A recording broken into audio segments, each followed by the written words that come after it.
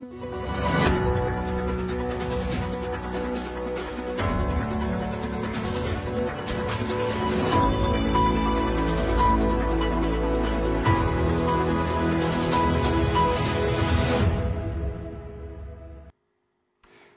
d'être avec nous ce soir. Vous êtes de plus en plus nombreux, c'est une excellente chose, à la fois pour tous les gens qui sont derrière la caméra et qui bossent ce soir et tous les soirs. Pour vous, et puis évidemment pour nous et nos chroniqueurs. Alors on a un petit nouveau ce soir. Alors un petit nouveau qui connaît un peu qui connaît la maison. Oui. Bertrand François Lubin, merci d'avoir accepté notre invitation. Merci à vous donc de m'avoir convié à cet échange ce soir. Comme ailleurs, on ne veut pas de vous, on vous a recueilli. Non, je plaisante, bien évidemment. Frédéric. Le temps est donné. C'est clair. Frédéric, toujours aussi canaille. Ça va ? Bien sûr, ça va très bien. Je vous rappelle qu'elle s'appelle Frédéric d'Espagne et qu'elle vient de Grand-Rivière, comme moi. Voilà, merci beaucoup. Oui, il faut le savoir. Il y en a un qui vient du Morne-Rouge, mais personne ne le dit jamais. C'est Emmanuel de Rênal. Tout le monde pense que c'est un béquet du Sud. Non, c'est un béquet du Nord. Transfuge. Voilà. Il habite le Diamant, mais c'est provisoire parce que peut-être que les choses vont changer. Et voilà une pom-pom girl du Paris Saint-Germain, au cas où vous ne le sauriez pas. Eh oui, Bertrand Lubin ouvre les yeux. Claude Titina. Voilà, bonsoir. Heureusement que je n'ai pas été au match avec Ronaldinho, je voulais lui faire la bise, mais bon, j'ai eu une intuition de quelque chose. Ça s'appelle une prémonition. Au cas où vous ne le sauriez pas, ça a été la Toussaint ce week-end. Sujet. Je mets toujours des fleurs artificielles parce que, les fleurs naturelles, c'est pas conseillé par rapport aux moustiques et tout. Et puis, les fleurs artificielles sont aussi jolies et puis ça tient beaucoup plus longtemps. Dans ce cimetière, le choix des fleurs synthétiques pour décorer les sépultures est majoritaire. Premier argument, le prix, devant la durabilité des décorations. La fleur fraîche, restant pour les occasions spéciales. Dans cette enseigne, différentes sortes de plaques funéraires sont vendues et cette période est la plus bénéfique. Ah oui, c'est la période en fait de la Toussaint où on vend le plus de plaques. Ça se vend dans l'année, mais c'est vraiment la période. Les gens viennent choisir les plaques, puisqu'on en fait chaque année régulièrement. Et là, nous proposons des plaques personnalisées. Donc c'est un plus. Ils peuvent mettre un petit mot spécial pour leur défunt. Voilà. Ici, les jobbers arpentent les allées à la recherche de clients. Bonjour monsieur, un petit nettoyage, peinture, dorure. Les affaires sont les affaires. Jorémy négocie ses prix comme un chef d'entreprise, selon le travail à effectuer. Pour un nettoyage normal du tombe, on va dire que c'est à partir de 60 € pour une tombe basique et qui est quand même assez propre, on va dire. Et puis, selon la saleté, là, le prix augmente et les choses à faire dessus. Cette année, c'est du tout pas évident. Les gens ne viennent pas. Les grandes personnes préfèrent faire leurs affaires seules. Tout et tout. Il y a moins de monde dans le cimetière pour pouvoir effectuer des travaux, les nettoyages et tout. Entre la solennité de la Toussaint et la légèreté d'Halloween, quelle place accorder à cette fête importée dans une culture profondément marquée par le souvenir des défunts? La Toussaint, je préfère honorer mes parents, ma famille. Qu'on soit pour ou contre, force de constater qu'Halloween gagne peu à peu du terrain en Martinique. La direction le confirme, d'année en année, les mentalités évoluent et la fête s'installe doucement dans le paysage local. À Toussaint, il y a beaucoup plus de clients, c'est sûr, mais Halloween commence à prendre plus d'ampleur, effectivement. Et il y a pas mal de clients qui demandent en fait de la décoration et des accessoires pour faire Halloween, quoi. Vous avez sans doute remarqué qu'il y a eu une passation progressive de la Toussaint vers Halloween. Mais je vous rappelle que ce n'est pas la même chose. Et on va en débattre tout de suite. Emmanuel, cette histoire de Toussaint qui s'inscrit de manière extrêmement forte dans les traditions martiniquaises, ça vous laisse indifférent ou vous y trouvez peut-être de l'inspiration? Ça ne peut pas laisser indifférent puisqu'il y a une vraie singularité martiniquaise autour de la Toussaint qu'on ne retrouve pas dans d'autres territoire de France. C'est quand même très particulier. C'est un moment où les vivants célèbrent les morts, mais en même temps se célèbrent eux-mêmes à travers leurs défunts. Et ce qui se passe dans les cimetières, c'est assez unique pour ceux qui n'ont pas l'habitude de fréquenter ces lieux. Quand on y va le soir de la Toussaint, d'abord c'est festif, c'est joyeux. Les tombes sont belles, elles sont décorées, donc il y a une atmosphère tout à fait particulière. Et on n'est pas du tout dans le pathos auquel on pourrait s'attendre quand on parle de la Toussaint. D'ailleurs, il y en a qui font un parallèle assez saisissant entre ce qui se passe au Mexique, cette espèce de célébration des morts, et ce qui se passe aux Antilles, parce qu'il faut rappeler que c'est à la fois en Guadeloupe et en Martinique que oui, ça existe. c'est vrai. Et sans doute, et d'ailleurs, on évoquait ça tout à l'heure en off avec Frédéric, il y a une forme de syncrétisme autour de la Toussaint entre une culture africaine, puisque le blanc est le symbole du deuil chez les esclaves, donc ça vient de là, avec une vision européenne de la célébration de la Toussaint, la fête de la Toussaint. Et voilà, et donc je trouve que c'est un moment de célébration des vivants à travers les morts. Et il suffit de regarder comment les enfants qui accompagnent leurs parents autour des tombes eh bien, se comportent. Moi, quand j'étais gamin, on faisait des combats de caca-bougie. Ça fait partie des souvenirs qu'on a tous rattachés à ces moments de la Toussaint. D'ailleurs, Claude déplore le fait que toutes ces traditions s'en aillent. Dernière question. Est-ce que ça dit de notre société qu'elle perd ses valeurs, puisqu'on constate, ça a été dit dans l'un des reportages, qu'il y a une fréquentation structurellement en baisse des cimetières? Alors, probablement, mais je ne sais pas quelle est l'ampleur de cette baisse de la fréquentation. Moi, il y a encore quand même beaucoup de monde dans les cimetières. Les cimetières restent encore bien animés pendant la Toussaint. Je trouve qu'il y a quand même, et ça dit de la société martiniquaise, ce qu'elle a de beau en elle, c'est-à-dire cet esprit de solidarité, puisque franchement, à ce moment-là, pendant 2 jours, et je rappelle que la Toussaint, c'est quand même 2 jours, il y a la Toussaint. Et ça, c'est unique par contre, hein? Oui. C'est spécifique à la Martinique. Il y a la fête des morts, il y a la fête des saints. Faut aussi bien distinguer les choses. Donc, et je trouve que c'est intéressant de connecter la célébration des défunts avec la célébration des saints, Toussaint. Et donc ça, c'est un apport singulier de la Martinique. Alors, petite boutade en passant, c'est peut-être l'un des seuls secteurs où il n'y a pas de corruption, Claude. C'est un endroit encore sain, sans jeu de mots. Oh, quoique, on peut avoir un peu de raquette pour les tombes. Pour les nettoyages, tout ça. Mais bon, on l'a vu, 60 €, c'est pas la mort. Oui, sans jeu de mots. Ça dépend pour qui. Bon, Claude, laissez-moi poser quand même la question. Je sais que vous avez envie de démarrer sur ce sujet. D'ailleurs, vous avez mis du violet. C'est aussi un peu la couleur de la Toussaint. C'est quoi cette histoire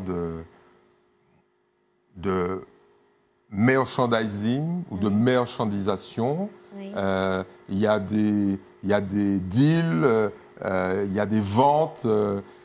Ça peut ne pas exister de faire du business en Martinique. Vous pensez, quand vous dites ça... On a vu, ce qui est intéressant, les jobbers viennent nettoyer, etc. Mais il n'y a pas que ça, il y a des fleurs, ah oui, non, il y a les endroits, il y a des plaques, il y a des bougies. Oui, parce maintenant il y a des bougies anti-pluie, toutes sortes de modèles. Ce qui est bien, c'est qu'on peut avoir il y a même du sable. Moi, j'ai vu des types avec des sables, du sable de mer d'ailleurs. Tout à fait. On a des soldes... C'est bien, le dernier jour, c'est comme à Noël, on a moins 30%, c'est toujours intéressant, sur les anti-pluies. Bon, alors, moi, Emmanuel, t'as été où? C'était en province, c'était dans la commune. Oui, voilà. Province. Non, façon de parler, je le dis volontairement. Il était en commune. Ouais. Parce qu'en commune, c'est vrai que la tradition demeure encore, que ce soit en journée comme le soir. Moi, je sais que la famille est à Rivière-Pilote, etc., au Marin, à Sainte-Anne. Il y a encore de la vie, comme a décrit Emmanuel. Fort-de-France, désolé, moi, j'ai fait le Trabot et l'Alvé, le cimetière de la ville. Non, il y a 0 vie. C'est presque noir par certains endroits. Vous n'aimez pas trop, en fait, les cimetières de Fort-de-France. Non, c'est pas que je n'aime. L'année dernière, vous avez tiré sur les gardiens. Oui, non, cette année, ça allait, je ne l'ai pas croisé. Ah, vous ne l'avez pas croisé? Non, je ne tire sur personne. On lui fait un petit coucou quand même, parce que il fait son boulot, quoi. Ah oui, non, mais à 7h30, ça sonne, et puis à 19h30, ça sonne, à moins le quart, non, il faut vraiment partir, c'est 20h. Non, ce que je veux dire, de toute façon, il n'y avait personne, c'était pas compliqué, mais je trouve ça tout à fait regrettable. Et si on se base exclusivement sur Fort-de-France, on n'a plus de tout ça, on n'a plus rien d'ici 2, 3, 4 ans, quoi. Alors, il faudra faire quelque chose, mais parce que sinon, on perdra cette tradition. J'ai essayé d'y réfléchir. Bon, alors, les tombes étaient assez jolies, mais quelques bougies, pas beaucoup. Hein. D'abord, elles coûtent cher, 3,50 €, 6,50 €, tout ça. 50 la bougie. Anti-pluie, oui, anti-pluie avec le truc. Ouais. Alors, 1,20 €, 1,50 €, mais quand il pleut, il n'y a plus rien. Ouais. Bon, bref. Non, c'est très spécial. Mais au-delà de ça, c'est quand même une très belle tradition. Qu'on a connue, etc. Et moi, je dis, il faudra inventer, il faudra être innovant. Il faut inventer un concours de la tombe la plus belle décoration. Ouais. On gagne un billet d'avion au hasard. Je sais pas, on rentre au cimetière, on vous distribue un ticket, j'en sais rien, moi. Quand on la lance... Vous parliez de merchandising, mais il faut réfléchir comment faire en sorte qu'on ait envie à nouveau de retourner. Alors, je me suis dit peut-être que parce que c'est Fort-de-France et qu'on a un peu peur en soirée. En journée, il y avait un tout petit peu plus de monde, mais enfin, vu le nombre de bougies, pas trop. Je profite pour faire un petit big up pour la tombe de Victor Trèfle, parce qu'il y a 4 jours, il n'y avait rien. Et puis enfin, elle est magnifique, ils ont fait quelque chose de très joli. Bravo à l'association, je ne sais pas si c'est Bocanal qui s'en est occupé, mais bravo. Mais je veux dire, il faudra qu'on imagine quelque chose. Est-ce qu'on peut suggérer aux municipalités, parce qu'il faut quand même rappeler que ce sont des lieux publics qui, pour la plupart ou la quasi-totalité, sont de la responsabilité de la ville. Est-ce qu'on peut leur suggérer d'y mettre des toilettes ? Parce que c'est un lieu public accueillant du public. Théoriquement, les toilettes sont obligatoires. Bien sûr, mais je me suis dit que c'est pour qu'on reste pas longtemps. À la limite. Non, mais si on va jusqu'au bout. Et puis d'ailleurs, on a eu cette habitude tous, quand on sortait, à part les marchands de pistage, il n'y a rien. On serait à Sainte-Lucie, on serait dans la Caraïbe, on aurait eu le petit poulet grillé, on aurait senti de bonnes odeurs, les acras, tout ça, t'as une petite faim, tu restes. Et puis, ce qui a changé, c'est qu'on a connu des nocturnes. Moi, à Rivière-Pilote, c'était 22h à une certaine époque. Ouais. Et là, maintenant, c'est 20h. Il y a des gens qui ont décidé que c'est 20h, et alors il y en a un qui a décidé que c'est avant 20h. Donc, non, il faut qu'on revienne à nos traditions si on ne veut pas les perdre. Il y a une vraie réflexion à avoir. Alors, on fait un petit coucou aux candidats qui seraient tentés d'aller faire des trucs dans les cimetières au moment des élections municipales. Vous savez que ça existe. Bertrand est mort de rire parce qu'il sait à qui je pense. Non, personne. Je passe tout de suite la parole à Frédéric en lui posant la question suivante. Frédéric, on sait que la population vieillit, donc la mortalité augmente. Donc, les cimetières, on va dire, sont presque engorgés et que la part de l'élimination par le feu... Mais oui, la crémation. Non, mais je ne voulais pas dire crémation. De l'élimination par le feu augmente de manière exponentielle. Absolument. Comme il y a moins de tombes, il y a moins de gens dans les cimetières, c'est tout. Oui, alors... Il y a la part nécessairement du volume de tombes, mais il y a surtout le fait qu'on n'a pas le même rapport à la mort.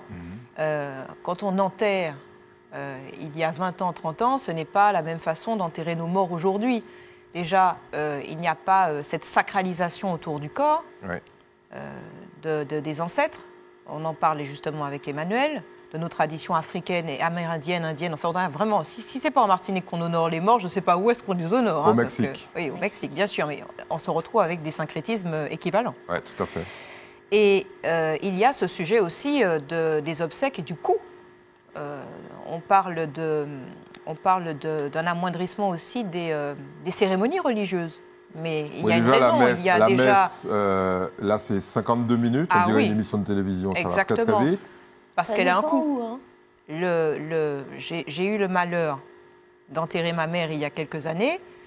Je peux vous dire que pour pouvoir faire un enterrement digne de son nom, comme on en parlait à l'époque, j'ai compris ce que c'était que le coût d'un enterrement. Il y a le coût il y a à évaluer le coût de la cérémonie, il y a les tombes, le caveau, l'enterrement lui-même, et je comprends tout à fait aujourd'hui que des personnes disent « nous, on n'a pas les moyens d'assurer tout ça ». On va vers la crémation. Je n'ai même d'ailleurs pas pu tout assurer à ce moment-là. On va, pour d'autres raisons, mais on va vers la crémation parce que les volontés du défunt étaient telles aussi, puisqu'on n'a pas les mêmes volontés d'être enterré avec nos parents.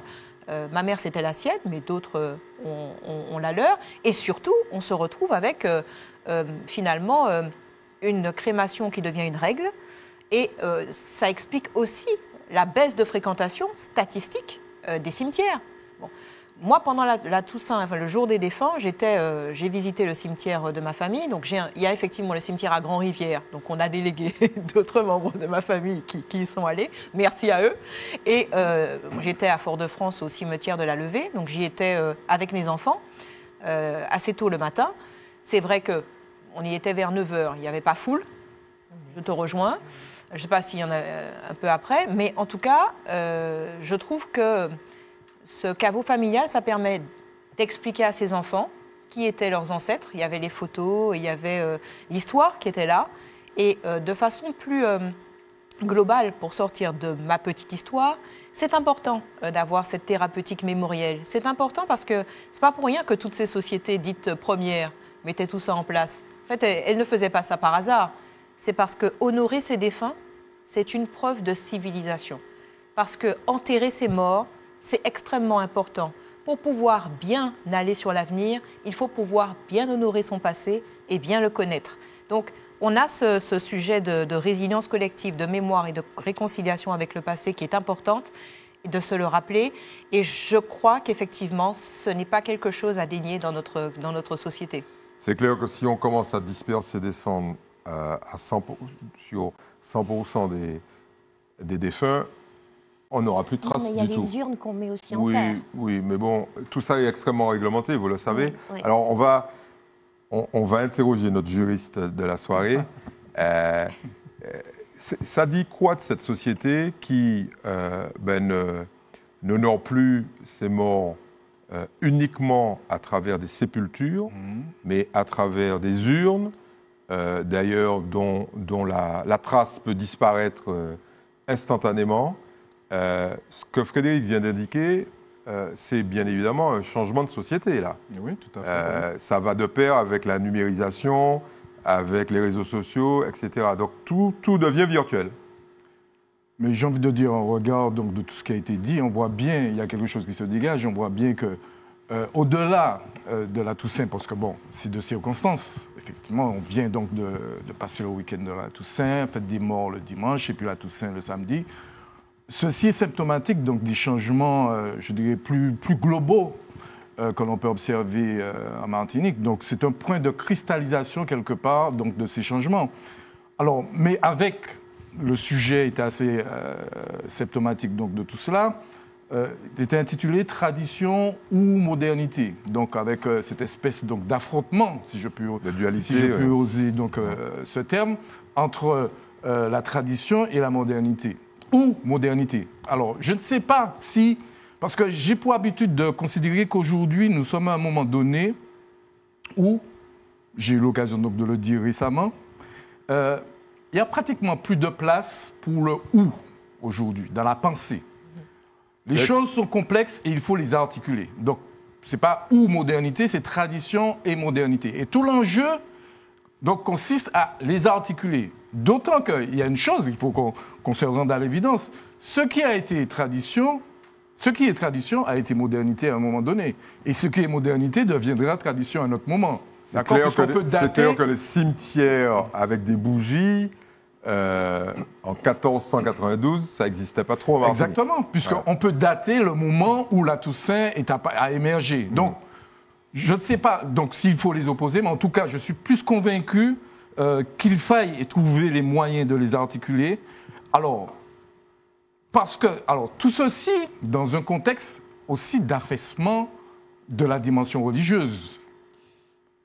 Ceci trouve son écho aussi. Au sens traditionnel du terme, parce que la montée du syncrétisme religieux, la montée de la superstition et des églises est quand même phénoménale en Martinique. Alors, certes, mais ce que vous venez d'évoquer n'est pas très catholique, j'ai envie de dire, sans jeu de mots. Hein. Sans jeu de mots, oui. Sans jeu de mots, n'est pas très catholique, d'accord. Donc, bon, on voit bien qu'il y a un contexte qui permet donc de comprendre un tant soit peu ce que nous sommes en train donc de vivre. Il faut donc, de mon point de vue, il faut les vivre tranquillement et trouver. Donc c'est une question à la limite que je trouve qui est éminemment politique parce qu'elle pose la question donc fondamentale qui est celle donc du rapport avec la mort. Vous avez un jour ou un autre, on va bien adopter la loi sur la fin de vie. Ouais, il paraît que c'est en février. Je ne sais pas quand, mais ça témoigne effectivement donc du rapport que nous avons désormais avec la mort. Donc il faut qu'on soit au clair, lucide avec tout cela. Merci de cet éclairage. Et qu'on peut acheter des cercueils à 300 € s'ils doivent être brûlés. Pas la Tout peine à de fait. prendre un En cercueil à carton. 2000. Et la marchandisation donc, de tout ça aussi, dans un monde de plus en plus capitaliste, effectivement. J'ai lu sous le journal donc, d'aujourd'hui, il y a une entreprise qui... Alors, le cite quand même, le journal d'aujourd'hui. C'est pas oui, Le Monde, on est d'accord. C'est France Antilles. Notre journal. quotidien. Donc, une entreprise émergée du côté de Rivière-Pilote et qui fait donc des cimetières. Des cercueils. Pas des cercueils. Bon. Des cercueils localement. C'est déjà, effectivement... Donc, il y a peut-être aussi matière à ce qu'on puisse développer une vraie filière économique autour donc, de tout cela. C'est ce qu'on va souhaiter. La transition est un peu osée, mais quand on parle de risque, quand on parle de mort, on parle de risque, et quand on parle de risque, on parle de notre environnement. De notre environnement. Je suis désolé, je vous présente mes excuses, mais bon, allons dire la vérité. Ce pays est doté d'un privilège absolu qui est celui d'avoir tous les risques, sauf l'avalanche. Mais il y a les glissements de terrain et un certain nombre de gens ne s'en aperçoivent pas. Et là, il y a une conjonction assez délétère entre un risque volcanique et un risque sismique. Sujet. Après les 5000 microséismes enregistrés sous la montagne Pelée dès la mi-août, les inquiétudes grandissent à ce sujet. Le préfet s'était d'ailleurs rendu la semaine dernière à l'Observatoire volcanologique et sismologique de Martinique pour mieux comprendre la situation. Mais aujourd'hui, une question se pose toujours. Faut-il s'inquiéter ? C'est un événement qui vient nous rappeler que la Martinique, comme la Guadeloupe, comme l'ensemble des îles des Petites Antilles, sont soumis au risque sismique.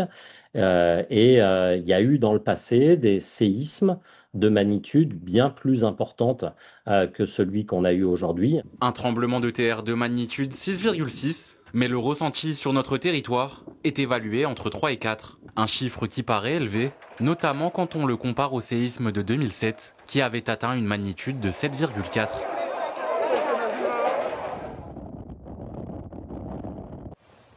Des rafales de vent allant jusqu'à 300 km/h, des fortes pluies et des inondations impressionnantes, l'ouragan Mélissa a dévasté certains paysages de la Jamaïque, notamment à l'ouest de l'île. C'est l'un des pires ouragans qu'a connu le pays. La capitale, Kingston, a néanmoins été plus faiblement impactée par l'ouragan, classé en catégorie 5 ce mardi. Il y a quelques débris sur la route, mais rien ne gêne la circulation. Donc rien de vraiment significatif à signaler. Nous, à Kingston, sommes très reconnaissants d'avoir été quelque peu épargnés par l'ouragan Mélissa et la catastrophe qu'il aurait pu provoquer, car les dégâts qu'il a causés à l'ouest de l'île sont assez importants. Ils sont dévastateurs. Il semble que plusieurs endroits ont été décimés. Après s'être rétrogradé en catégorie 4, puis 3, c'est à Cuba que l'ouragan a poursuivi sa trajectoire. Le chargement est composé de biens de première nécessité. Comprendre des biens pour l'hygiène, pour la production d'eau, pour la production d'énergie, mais également grâce à l'UNICEF, donc une des 3 organisations de l'ONU, de biens aussi pour des kits famille, enfants. Donc vous avez tout un ensemble de biens de première nécessité qui vont arriver avec un cheminement pour le Dumont d'Urville que j'ai souhaité le plus optimisé, le plus rapide possible. Donc il n'y a pas aujourd'hui d'intervention des forces armées à terre.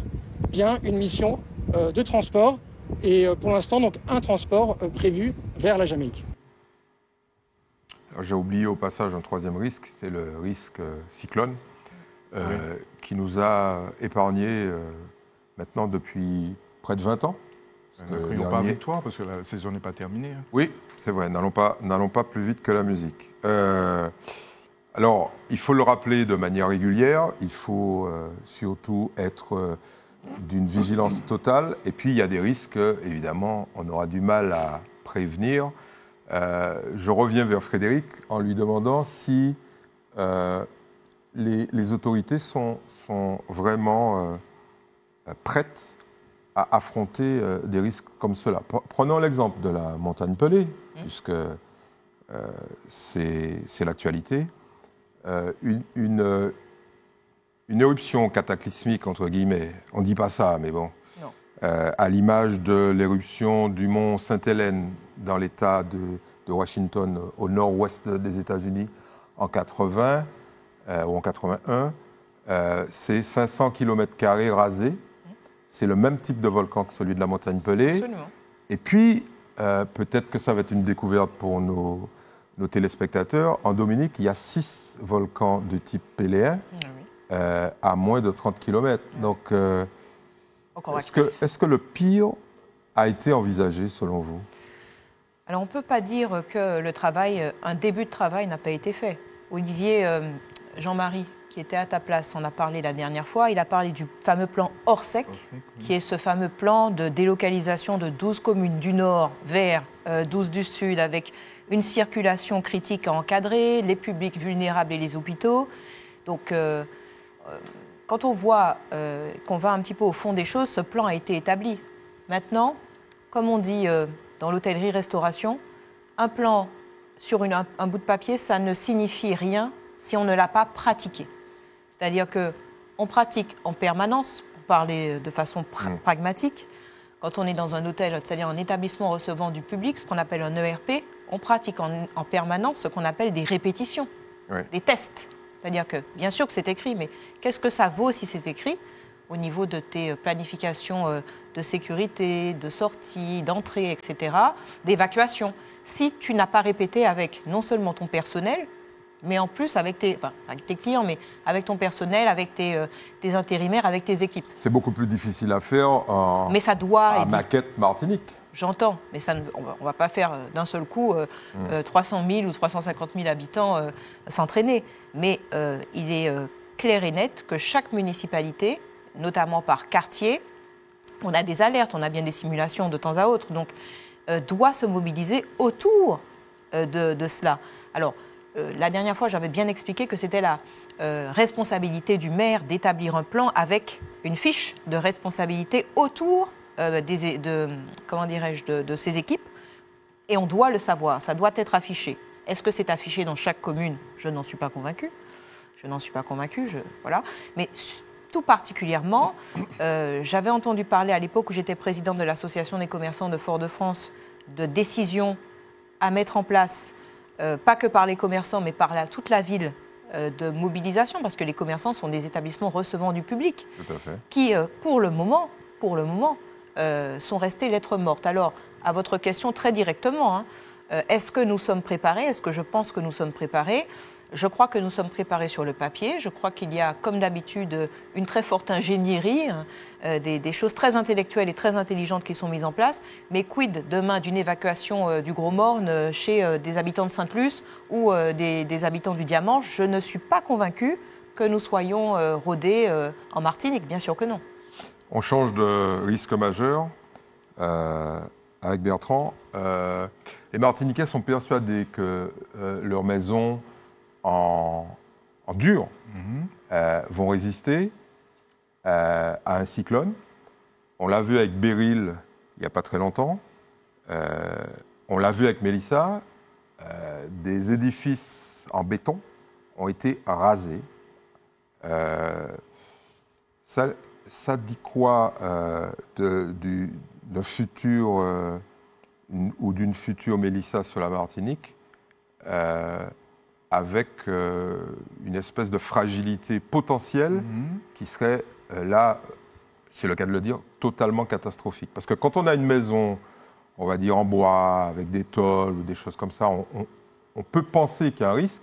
Quand on est calfeutré derrière sa baraque avec des murs de mètres de large, j'exagère, on se sent en sécurité. Or, quand on voit les images, aucun édifice ne constitue une espèce de parade générale contre ce genre de monstre Alors là, il y a des vents qui ont été enregistrés, comme à l'époque avec Maria, à plus de 400 km/h.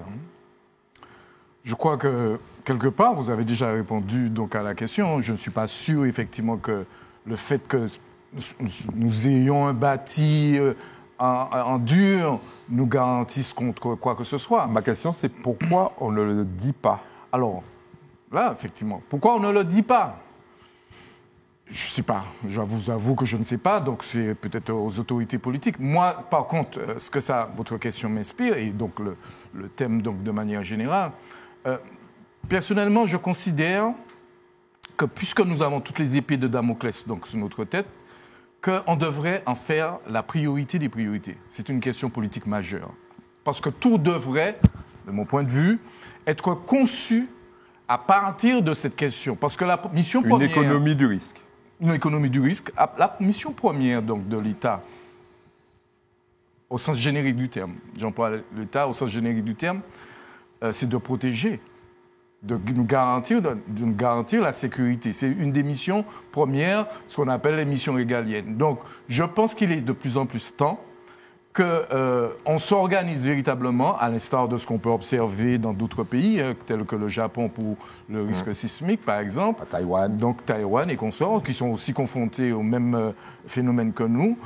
Donc, qu'on s'y prépare véritablement et qu'on réfléchisse à l'ordonnancement, je dirais, de la société martiniquaise autour de cette question parce que les enjeux sont trop grands. Est-ce que la population est prête à entendre le message? Parce que quand un certain nombre d'hommes politiques ont osé dire à la population martiniquaise, écoutez, si la montagne Pelée a un potentiel d'explosion cataclysmique, c'est-à-dire qu'elle va aller largement au-delà de la zone du Nord Caraïbe, il va falloir quitter l'île. Oui. Vous pensez que la population a reçu ça de manière détendue? Alors, mais c'est toute la problématique de l'écologie. J'ai noté que les hommes politiques en question n'ont pas fait une carrière très longue. Oui, mais c'est toute la problématique de l'écologie. On regarde bien que tout le monde sait qu'on va vers une catastrophe climatique.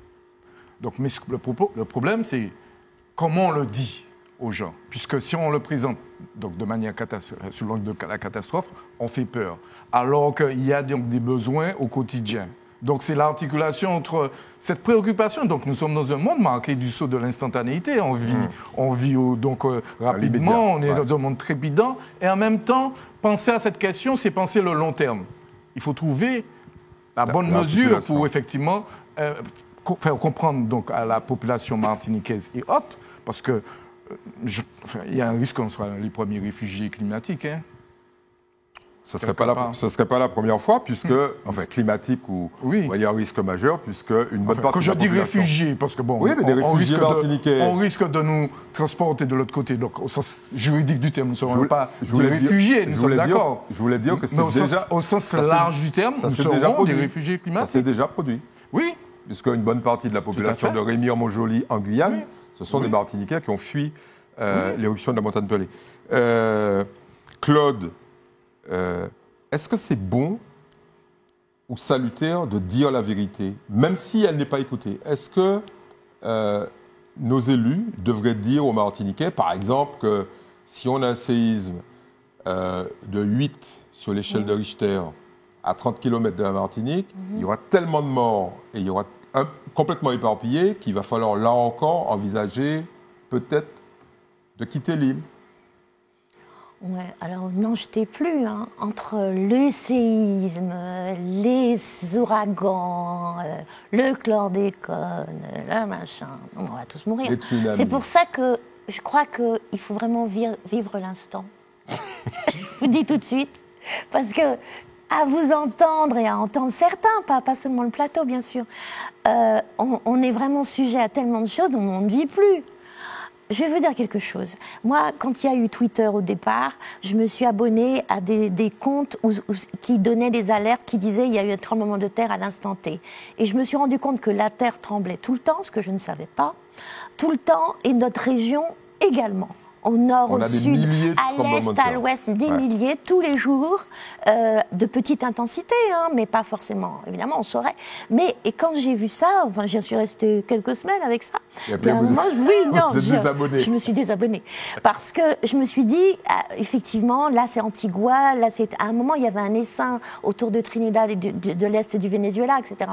Alors je vais vous dire, nous, peut-être que je suis un peu fataliste, mais bien sûr qu'il faut au minimum se préparer. On va parler des séismes là. J'ai entendu tellement de choses ces jours-ci. Il faut un truc de survie. Enfin, quand il y a le séisme, il faut penser à prendre le truc de survie, se mettre sous la table, appeler les enfants. Non, mais On ça n'a pas dans le quelques temps. secondes, on n'a pas le temps. Donc moi, j'ai interrogé des gens du bâtiment qui m'ont dit, quand on est en appartement ou n'importe où, on se met sous une table. Et puis après, comme il y a des répliques, on essaye de sortir comme on peut, mais ça dépend. Et puis, je dis à la population que c'est le plan du BTP qui ordonne dans les immeubles, les administrations et les bureaux de faire les personnes sortir. C'est-à-dire qu'une fois qu'il y a la première, on les fait sortir. Ce qui explique que c'est un plan de sauvegarde, c'est comme ça, ce qui explique que les gens soient sortis de la tour Lumina. Et cette tour Lumina, eh bien quand même, quand on voit quand elle a été construite à l'époque avec des 400 000 tonnes de béton, de tuyaux de 40 ferraille, mètres. les tuyaux de 40 mètres, etc., tout ce qui avait été coulé en béton, et que ça avait été étudié, et parce que c'était sur l'exemple de Singapour, de Hong Kong, etc., on m'avait dit à l'époque, c'est un des endroits où finalement tu n'es à peu près sûr de survivre, parce que bon, ça va bouger, mais ça ira. Non, je veux dire, il y a quand même des immeubles qui sont parasismiques. On me disait que dans le bâti, en Martinique, il y a à peu près, à partir des années 70 et plus, ça devrait à peu près, plus ou moins correctement tenir, parce qu'il y a un effet où on stresse les gens. Alors, est-ce que, pour terminer la conclusion là-dessus, est-ce que les politiques doivent le dire? Mais je veux dire, un politique, c'est pas Madame Irma, c'est pas un devin, c'est pas un voyant. Alors, il va dire quoi? Pendant sa mandature, il va dire, attention, machin, on va faire le plan truc. Ça coûte énormément d'argent. Énormément d'argent. Est-ce qu'on en a les moyens?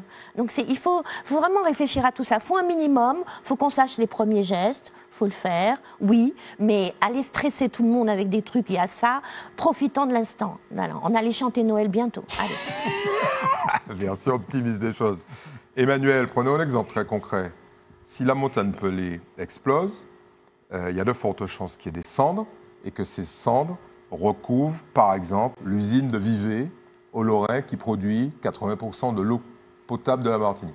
Si l'usine de Vivey n'est pas exploitable pendant plusieurs mois, on fait quoi?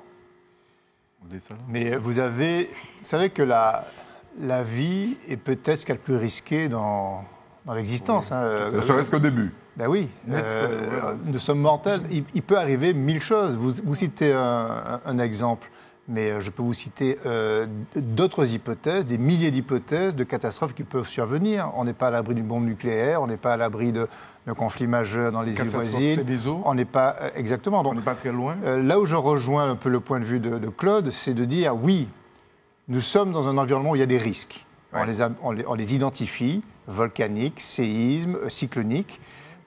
Et nous sommes dans un environnement où il faut vivre avec ces risques, mais il ne faut pas s'empêcher de vivre non plus. Il faut savoir mesure garder. Mais on ne fait pas le pas vers la réduction du nombre de victimes. Oui, non mais attendez, ce qu'il faut se dire d'abord, c'est que, il y a des politiques publiques qui existent, il y a quand même des dispositifs qui sont en place, il y a le plan de prévention des risques naturels, il y a toute une série de dispositifs qui sont en place.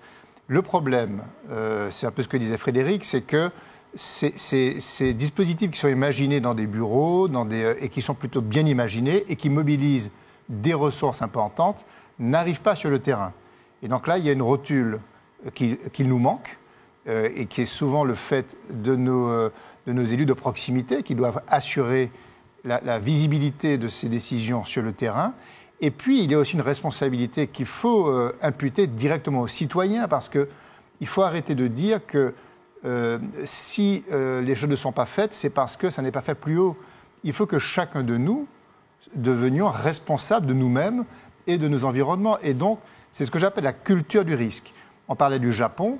Je peux vous dire qu'au Japon, vous avez des autorités qui font ce qu'il y a à faire, mais vous avez des citoyens qui se prennent en main aussi pour renforcer la culture du risque. Et puis enfin, je dirais que moi j'ai envie de voir ça en termes d'opportunité.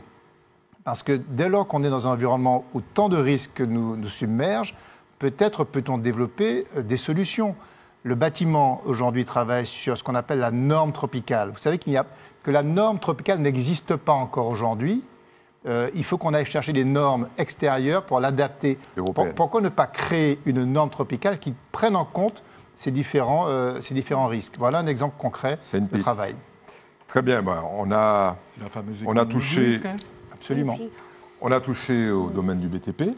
On va y rester avec un sujet sur l'extension du TCSP, notamment soit vers Schellcher, soit vers le Robert et Trinité sujet. La pose symbolique de la première pierre de 2 ponts de 370 mètres de long, des ouvrages qui seront situés à près de 5 mètres de hauteur au-dessus du carrefour de Mangovulsin. On ne va pas modifier l'environnement existant puisque le giratoire sera maintenu. On va passer au-dessus de ce rond-point pour pouvoir donc fluidifier la circulation puisque donc Monsieur le Président, Monsieur le maire l'ont dit, c'est un nœud routier du flux de circulation de la Martinique et donc le fait d'enjamber ce rond-point va permettre de tout simplement fluidifier la circulation. Les usagers qui sortent du Robert ou qui sortent de Fort-de-France, ils n'auront pas à passer au niveau du giratoire. Ils vont carrément franchir ce giratoire par le biais des 2 ouvrages d'art. Fluidifier la circulation, même durant les travaux, c'est justement la première étape de ce chantier, avec la construction de nouvelles voies du côté du Verpré. On va réaliser, dans un premier temps, le dévoiement, on va dire, de la circulation par la réalisation de 2 voies de circulation, de 2 fois 2 voies. Donc c'est une opération, tant qu'on n'aura pas fait cette opération de dévoiement, on ne peut pas attaquer la réalisation des ouvrages d'art. Donc ce dévoiement de circulation se fera sur 2 mois. Et à l'issue, on va attaquer la réalisation de l'ouvrage sud. Et cet ouvrage se fera sur 1 année. Et c'est à l'issue de la réalisation de cet ouvrage sud qu'on va attaquer l'ouvrage nord. Les nouvelles voies de circulation provisoires devraient ensuite servir pour le passage du TCSP. Ces travaux de réaménagement pourraient répondre à plusieurs enjeux, comme une meilleure accessibilité au bourg du Lamentin et la prolongation des voies du TCSP. Il y avait une possibilité, c'est de passer par la RN classique et d'aller tout droit. À ce moment, on excluait complètement le bourg du Lamentin. Et si on voulait desservir le bourg du Lamentin, qui était une volonté municipale que je comprenais très bien, et il fallait absolument ne pas répondre à cette facilité de passage. Donc on passe par le Lamentin pour desservir directement le centre du Lamentin, c'est une chose très positive.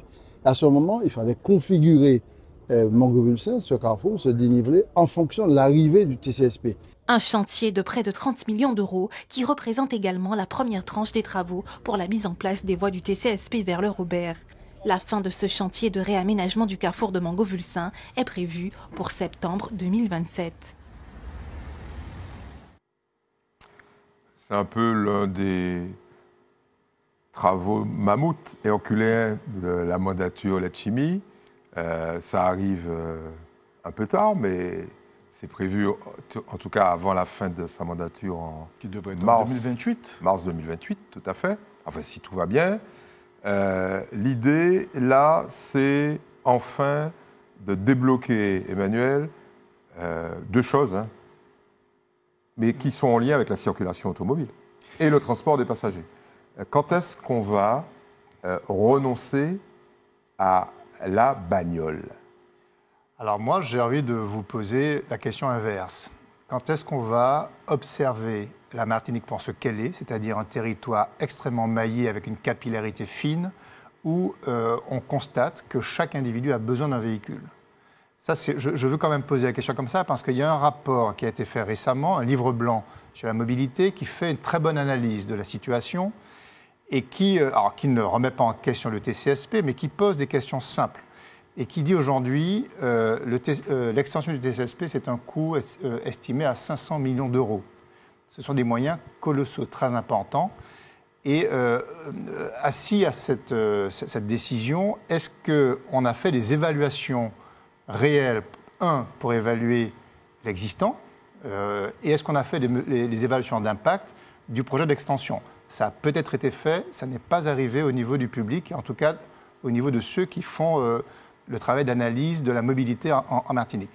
Moi, je pense qu'à un moment donné, il faut se dire, non pas remettre en question cette extension, mais se dire 500 millions d'euros, ça mérite qu'on fasse une évaluation pour savoir comment on affecte la ressource pour ce qu'il y a de plus utile pour les Martiniquais.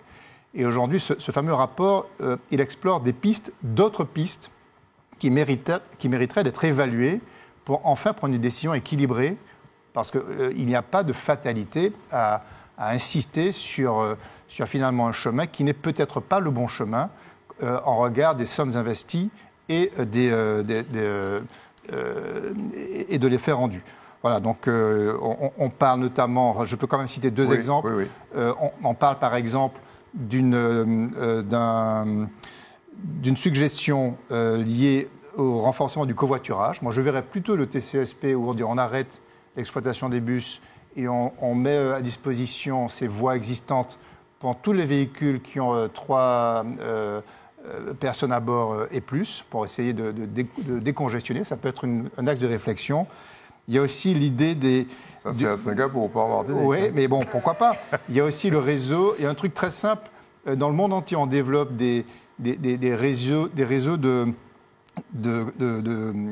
transport partagé, un peu sur le mode Uber. Pourquoi ne pas réinventer nos taxis collectifs à travers une plateforme partagée? Enfin, il y a d'autres solutions que la voie du TCSP qui coûte, encore une fois, beaucoup d'argent. Emmanuel de Rênal vient de remettre de l'huile sur le feu. Claude, oui. Comment la CTM, qui a déjà des difficultés financières insondables, va faire pour financer ça? C'est monstrueux. Je ne sais pas, vu la durée des travaux de la première phase du CCSP. Non, mais là, c'est court. Hein, oui, justement, vu la durée, 5 ans, 9 ans, je ne sais plus. Là, c'est une annonce. Hein. J'ai jamais vu ça, 2027, 2028, 18 mois, non mais je rêve pour faire tout ça. Non, écoutez, il y en a qui croient au Père Noël, moi non. Alors ce qu'il y a, c'est que c'est quand même spécial ce pays où on prend des sous de la Commission européenne pour faire des espèces de trucs un peu à l'américaine, un peu ce qu'on a sur le pont de Châteauboeuf. Mais c'est légal. Oui, c'est légal. J'ai pas dit que c'est illégal, pas du tout. Oui. J'ai dit on fait des choses là. Alors on a fait un focus, 28 millions d'euros sur le carrefour de Montgovulsin. Bon, qu'est-ce qu'on fait pour Brasserie Lorraine? Qu'est-ce qu'on fait en amont pour Mao? Qu'est-ce qu'on fait? Parce que là, on va peut-être dégager, mais les points...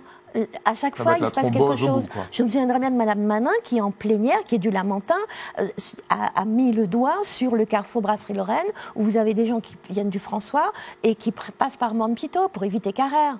Bon, alors là où je me dis qu'il y a une évaluation à faire, c'est d'abord aujourd'hui, le TCSP, on fait une évaluation sur combien de personnes, combien ça coûte, qu'est-ce qu'il faut faire de mieux. Au départ, sur le papier, c'était un super projet que la Commission avait vraiment mis en avant et trouvait formidable pour notre région ultra-périphérique. On a vu ce que ça donne. Et alors, c'est bien, on prend l'argent pour faire des travaux, mais par contre, l'argent pour avoir des abribus qui soient abrités, c'est-à-dire pour qu'on ne soit pas trempés, okay. L'argent pour avoir plus de bus de TCSP. Hein. Au départ, le projet initial, c'était 30 bus. On en a 14. Et résultat, on a des bus toutes les demi-heures, quand ils roulent et quand il n'y a pas de droit de retrait. Enfin, non, mais on est dans une plaisanterie. Enfin, moi, je veux bien, mais non. Moi, je dis, j'ai été très surprise par ce projet et le coût de ce projet. On verra. Claude, soyez attentive et vigilante. Vous avez encore jusqu'en 2028. Frédéric, vous n'êtes pas très optimiste parce que vous dites... Comment vous le savez? Parce que je vous ai entendu. Vous savez, vous faites référence à vos conversations en off. J'écoute. Bon, Frédéric, c'est quand même... C'est une queue de budget, c'est tout. Non, mais c'est quand même... Excusez-moi. Non, mais attendez. Laissez-moi vous poser la question. Non, je vous laisse, excusez-moi, mais c'est tellement fort. Une queue, mais est-ce qu'elle existe la queue? Je ne sais même pas si elle est là, la queue. Les gens qui sont dans les embouteillages au Robert, qui se lèvent, enfin au Robert ou à Trinité, qui se lèvent à 5 h du matin pour atteindre Fort-de-France et qui arrivent à Brasserie-Lorraine, qui sont déjà bloqués à Brasserie-Lorraine, qui arrivent à Montgovulsin, qui sont super bloqués, ils doivent se dire, enfin, ils vont trouver une solution. Vous n'y croyez pas? Écoutez, moi, je me suis délectée de l'extrait de procès verbal du conseil d'administration, délibération du vendredi 18 juillet 2025. Il y avait un petit peu tout le monde, le conseil d'administration de Martinique Transport. De Martinique Transport. Voilà, avec la CTM, la CACEM, CatNord, enfin tout le... Je ne vais pas tous les nommer. Et donc, je me suis permise de faire une petite recherche justement sur l'existant et de vous le présenter. D'accord ? Très rapidement. Très rapidement, ne vous inquiétez pas, Eddy. Bon. L'information, la communication, la promotion de transport. On a un site internet de type institutionnel, mais sans boutique en ligne. Bon. La signalétique, matérialisation complètement incomplète. Obsolète. L'information des usagers, l'affichage électronique en station est défaillant. Ce serait peut-être là qu'on devrait affecter du budget pour la population. Tarification élevée, billets, abonnements, pas de tarif solidaire, pas de tarif social. Donc peut-être que là aussi on aurait un petit peu plus d'usagers.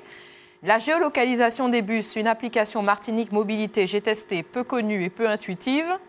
La fréquentation des bus BHNS, une fréquence très aléatoire avec des alternances des BHNS A et B, pas toujours respectées, peut-être du fait des cyclistes, dont j'avais parlé la dernière fois. Pas que.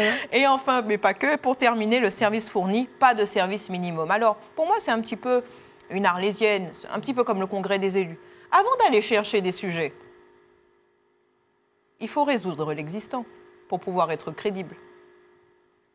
C'est le mot de la fin, Frédéric. Oui. En fait, c'est un teasing. Entièrement d'accord. Chaque semaine, elle va nous sortir un feuilleton. Vous qui débarquez, Bertrand, dans cette espèce de bronca, parce qu'on l'a vu, c'est pas très positif tout ça. En fait, vu des chroniqueurs, vous avez probablement une autre vision. Est-ce que c'est nécessaire d'augmenter de manière importante et visible le transport en commun dans cette île qui n'en dispose que très peu? Il va peut-être falloir qu'on y parvienne.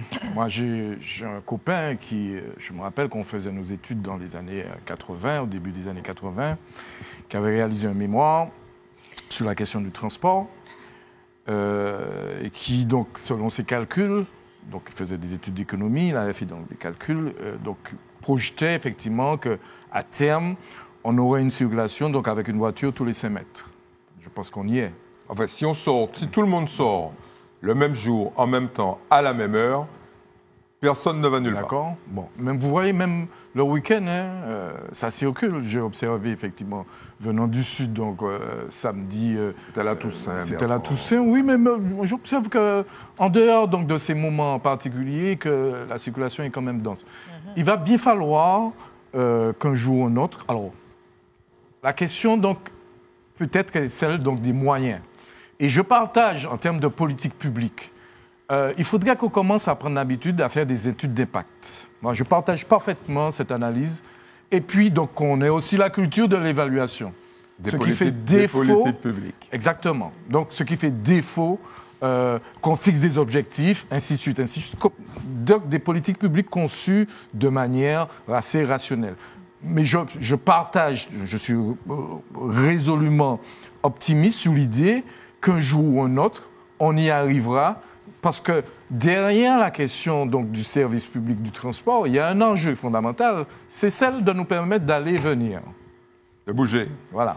Bon, c'est dans une population qui bouge de moins en moins. Bon, c'est pas grave, qui reste à la maison, qui regarde la télé. Vous ne bougez pas, mais il y a des gens qui bougent. Alors, vous savez que c'est un privilège en Martinique de pouvoir bouger. 2 choses. Ce sujet était le sujet qui a été choisi par le public. On vous rappelle que vous avez la possibilité d'aller voter sur Facebook et Instagram, c'est bien ça, pour choisir le sujet le 3e sujet de l'émission. On va faire un petit coucou à une association qui s'appelle Cobati. Cobati, qui est une association de spécialistes de regroupement du BTP et qui fait le 8 et le 9 novembre un colloque sur les transports par téléphérique. On n'y a pas pensé, mais ça existe, notamment à La Réunion, à Medellín, etc. Et évidemment, le moment tant attendu, les plus et les moins. C'est parti. Alors, honneur à Claude. Oui, eh bien moi je vais démarrer, j'ai 2 plus. Un premier, c'est pour Alexandra Élysée, qui a fait le marathon de New York. et qui est arrivé au bout de 4h19, un peu difficilement dans la deuxième partie. Mais moi, je suis une admiratrice d'Alexandra parce que c'est une trentenaire dynamique, brillante, maman, femme chef d'entreprise, enfin bon, elle a tellement de casquettes et je l'ai vue s'entraîner et finalement elle l'a fait. Elle a 42 km, moi je suis incapable de faire ça, mais bon, à New York, Vous etc. Vous faites même pas 500 mètres. Non, vous exagérez, n'exagérez pas. Je suis revenue à mes 10 km, mais bon, de marche, pas de course, pas de marathon. Très bien. Et voilà, pour Alex, moi je dis chapeau. Et bravo à elle. Et puis le deuxième, c'est un petit plus pour des jeunes, c'est à l'agenda. Ludovic Bertin et puis il a 2 autres associés. Ils font un événement dimanche prochain au Patio 19 rue Garnier-Pagès, la One locale. Bon, vous irez, que de l'artisanat local, que des produits locaux, pas de marque extérieure, que des choses fabriquées en Martinique. Donc il faudra y aller de 12h à 22h, une petite fiesta locale pour eux. Et bravo à eux. La ronde locale, on en entendra parler. Merci Claude. Frédéric. Ce soir, j'ai envie de vous parler de Jean-Claude Nemrod, parce qu'il va se produire. C'est un plus ou un moins? C'est un plus, bien sûr. Jean-Claude Nemrod, enfin, il dit... Non, mais il vaut mieux le préciser. Vous me connaissez un petit peu trop bien. Donc, c'est un plus. Le 9 novembre, les Jardins de la Palouza accueilleront ce moment, ce rendez-vous musical avec Jean-Claude Nemrod, qui est, vous le savez, une figure emblématique de la scène caribéenne. Et un membre de Cassav. Dès 17h, les portes s'ouvriront pour accueillir le public avant le concert, qui est prévu à 19h. Il sera entouré d'invités d'exception et fera résonner donc les grandes pages de son parcours, les mélodies qui ont marqué des générations, y compris la mienne, aux morceaux plus intimes, porteurs d'une émotion brute qui traverse le temps. Entre confidence et vibration, cette soirée s'annonce comme un voyage au cours d'une trajectoire artistique hors du commun. C'est un hommage à la musique comme fil conducteur de toute une vie. Les annonces poétiques, c'est quand même l'une des spécialités de Frédéric. Bertrand. Alors, moi, j'ai envie donc de mettre en exergue une jeune fille, une jeune dame. Alors, mettre en exergue, pour ceux qui ne nous écoutent pas souvent, c'est un plus. Oui, tout à fait. Qui répond donc au nom de Valérie Anne Edmond-Mariette. Ouais. C'est la fille de Philippe Edmond-Mariette. Voilà, c'est la fille donc, de Philippe Edmond-Mariette. Donc j'ai la chance de la connaître, de discuter avec elle, pour autant qu'elle fait une thèse de doctorat. Ouais. Donc on a eu l'occasion donc, d'échanger à plusieurs reprises sur cette question, sur le thème donc, de son mémoire. Mais la raison pour laquelle donc, je souhaite la mettre en évidence ce soir, c'est parce qu'elle a carte blanche en ce moment au Quai Branly, en raison donc, du travail qu'elle fournit dans le cadre d'une bourse d'études qu'elle a obtenue. Et qu'elle, donc, voilà, une bourse d'études. Et donc, elle est en train donc, de valoriser notre musique, puisque donc, c'est un travail d'archivage, effectivement, de la musique antillaise. Alors, précisons que c'est au musée du Quai Branly. Oui, qu'est-ce que j'ai dit? Au Quai Branly. Oui. Ah oui, donc, il y a des mecs qui c'est le musée du Quai Branly, oui. Vous avez raison. J'ai fait un raccourci. Voilà, j'ai fait un raccourci. Musée du Quai Branly. Félicitations à cette jeune femme. Emmanuel. Oui, alors je vais vous reparler de quelque chose que j'avais évoqué déjà il y a un mois de ça. Mais reparler de quelque chose il y a un mois de ça, c'est un plus. C'est un plus, voilà, c'est un plus. Moi, c'est toujours des plus de toute façon. C'est l'opération Faut qu'on parle. Voilà. Alors j'en parle parce que ça se précise. Je rappelle le principe. L'idée, c'est de réunir autour d'une table des individus qui ont des points de vue opposés. Et en Martinique, Dieu sait si la nécessité du dialogue. D'ailleurs, dans chaque individu, il y a 2 parties. Absolument. Et donc, je demande à chaque Martiniquais qui m'écoute ce soir de s'inscrire sur un site qui s'appelle fautquonparle.org. Vous allez répondre à 10 questions et vous allez avoir, l'algorithme va choisir dans votre région la personne qui ne pense pas comme vous et vous allez pouvoir vous retrouver, notamment le 22 novembre, donc c'est bientôt, à la journée nationale de la conversation. On a sélectionné 2 lieux pour pouvoir vous permettre de vous rencontrer et de dialoguer sur des sujets qui vous opposent. Il y a un lieu, c'est au Palme à Dillon, et l'autre, c'est au Cloud. Et donc, inscrivez-vous et parlez-en autour de vous, c'est important. Je vous conseille de renforcer le service de sécurité, puisqu'il y a peut-être des gens qui ne s'aiment pas vraiment et qui vont se retrouver l'un en face de l'autre. Je plaisante, bien évidemment. Alors, moi, je vais avoir un plus ce soir. Ah non. Ouais, mais pas que seul plus. Il y a même un moins. Alors, un big up pour une épicerie qui a au Diamant, que vous devez connaître, qui s'appelle la relève. Yes. Emmanuel connaît très bien. Alors, on va applaudir Poupouche, Christelle et Gladys. Et ça, je leur dis que, on les félicite parce que cette petite épicerie a 30 ans. Et Emmanuel est un client déterminé. C'est incroyable. C'est tout petit et il y a tout dedans. C'est Voilà. formidable. Et ce sont des gens très, très sympathiques. Et ça, je leur signale que ce big up vient de Maria. Elles trouveront de qui il s'agit. Donc, félicitations, mesdames, continuez. Et puis, je termine en vous parlant de l'arnaque qui est finie, heureusement, des vélos, les fameux vélos cargo qu'on vous promet gratuitement. Vous avez vu des affiches 4x3. C'était une nouvelle arnaque. En réalité, il y a des types qui vous proposent des vélos, qui vous disent « c'est gratuit ». Alors, dès que c'est gratuit, il y a un problème. C'est gratuit. Donc, ce soir, je leur casse définitivement la baraque. Mais heureusement, le gouvernement s'est dit « ah non, mais c'est pas possible, il y a du vol, on arrête ça ». En réalité, c'était comme pour les ampoules. Vous vous rappelez, je vous avais dit les ampoules à 1 euro. Eh bien, les vélos cargo, c'était exactement la même chose. Il y a des types qui achetaient des vélos cargo à 100 euros en Chine, qui vous les vendaient comme étant quelque chose de formidable et gratuit. Et vous signez en bas de la page, et eux, ils allaient voir le gouvernement qui leur rétribuait, grâce à votre complicité avec la signature, 600 euros. OK, le gouvernement a réalisé que c'était une arnaque, mais il y a quand même des entreprises martiniquaises qui ont signé, qui se sont retrouvées avec des vélos cargo. Emmanuel est mort de rire, peut-être que ça ne lui est pas arrivé, mais dès que vous voyez quelqu'un qui vous amène quelque chose, qui fait des économies d'énergie soi-disant, vous lui dites « ciao, bye bye ». Merci à tous. Merci. Alors au total, l'arnaque pour ce que ça s'appelle, c'est des C2E, des certificats d'économie d'énergie, en France, ça représentait quand même la coquette somme de 13 milliards d'euros. Formidable. Merci à toutes nos équipes, merci à nos chroniqueurs, merci au petit nouveau qui est revenu. Merci de ta solidarité, Bertrand. Merci à Déborah, merci à nos réalisateurs. Et nous, on vous dit à la semaine prochaine. Au revoir.